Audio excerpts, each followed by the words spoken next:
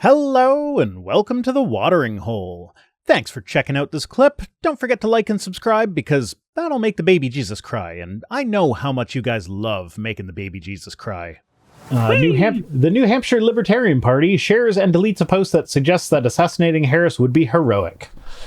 So if you didn't see this, the New Hampshire Libertarian Party made a post on Sunday before deleting it the same day, according to a screenshot shared by New Hampshire political journalist Colin Booth. And the tweet said, "Anyone who murders Kamala Harris would be an American hero." It's funny. The Libertarian Party, the party about all of the freedoms, is just sitting there going, murder, murder, murder, murder. Makes you wonder about libertarians in general. Don't tread on me, but definitely tread on her. Here's the thing. Listen to the reason they say they deleted the tweet. Like, did they delete it because they realized that they were calling for political violence and that's a bad thing? No. Did they delete it because it's just a shitty thing to say in general? No. We deleted a tweet because we don't want to break the terms of this website we agreed to. It's a libertarians shame. Are all about the rules were in place, therefore. Yeah, so I should mention this was sent to me by my anonymous source, as there are two news items that I got from them today. The last one about Lower Loomer was also sent by my anonymous source. I see other things that others of you send to me, but my anonymous source just seems to be like more in touch with the kinds of stories that I am inclined to cover. So they're just really good at picking them. Sorry. They say this next sentence is the main reason I wanted to pick this, because I just thought it was hilarious. So it's a shame that even on a free speech website that libertarians cannot speak freely, libertarians are truly the most oppressed minority. I feel okay, so I'm just going to say something really, really blunt, but I think is entirely true. Every single person on here in their fucking political party right now grew up on 4chan hearing this exact phrase, and I shit you not, gamers truly are the most oppressed minority. And this is just a repackaged version of that. That is all this is. Yeah. Was that ever said without irony? No, in the beginning it was said with full chest. So the reason it was said in full chest, I can actually give you the history on this one. Does it tie into Anita Sarkeesian? No, this predates Anita Sarkeesian. This is Jack Thompson. This is ages ago. So this is like PlayStation 2, Xbox, and GameCube era. Jack Thompson started one of the most well-known political crusades against M-rated games. He began with Mortal Kombat and then got very, very famous for championing trying to ban Grand Theft Auto. When he did this, one of the results of that campaign was San Andreas did end up getting an AO rating because there was a hot coffee mod that you could, or glitch that you could make happen in the game, and there was a lot of awareness put towards that, so the game did get pulled from store shelves as an M-rated game.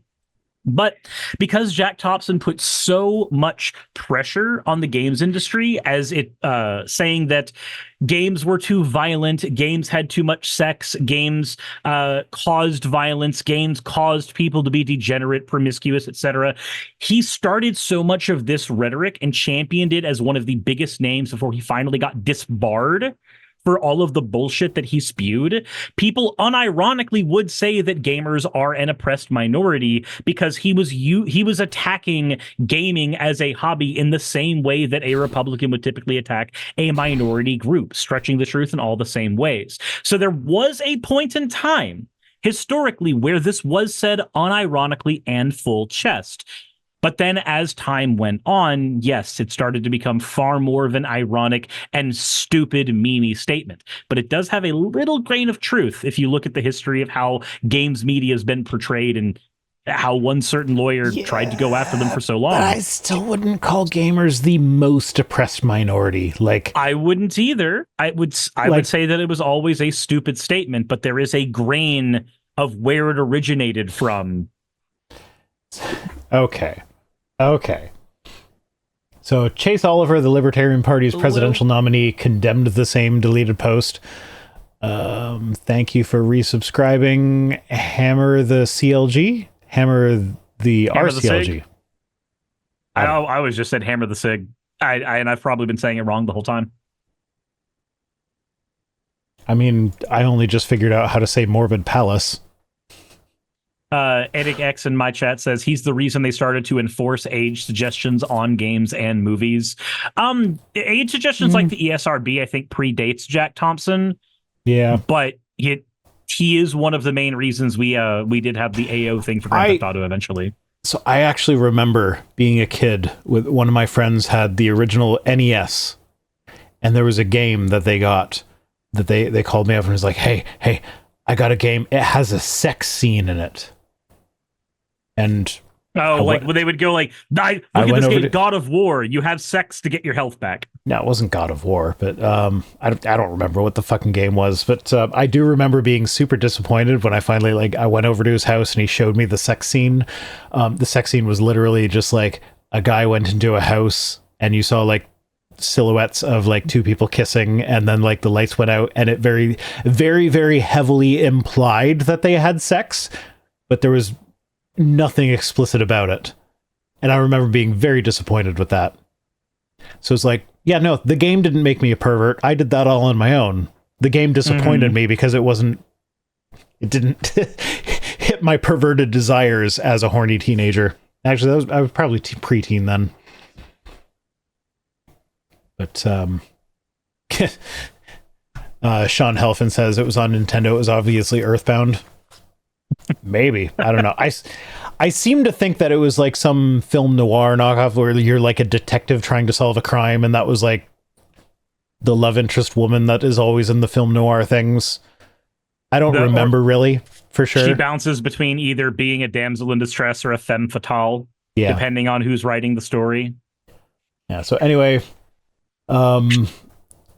Chase Oliver wrote that as libertarians, we condemn the use of force, whether committed by governments or individuals or other political entities.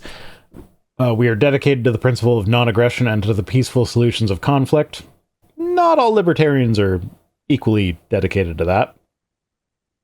But go on. Yeah. And he says, this is also something we pledge as a part of attaining party membership. What? A governing body that you need to meet certain criteria to become a member of? That sounds anti-libertarian to me. He says, Libertarian Party of New Hampshire statement should rightfully be condemned by all people. Yeah, sorry, like, the whole libertarian mindset, that goes against all of it. Like, I used to have libertarian tendencies myself. This would have rubbed me the wrong way. At the time. Just like hearing that they would. But like, however, I would not have responded like the Libertarian Party of New Hampshire, which responded to it by telling him to fuck off, read any book on libertarianism, and then call him a homophobic slur, which I'm guessing also starts with F. Jesus Christ. I'm hearing the same thing that happens when like some hardcore like tanky goes read theory and then puts a slur at the end of it afterwards, when you're just like, yeah. But I did. What?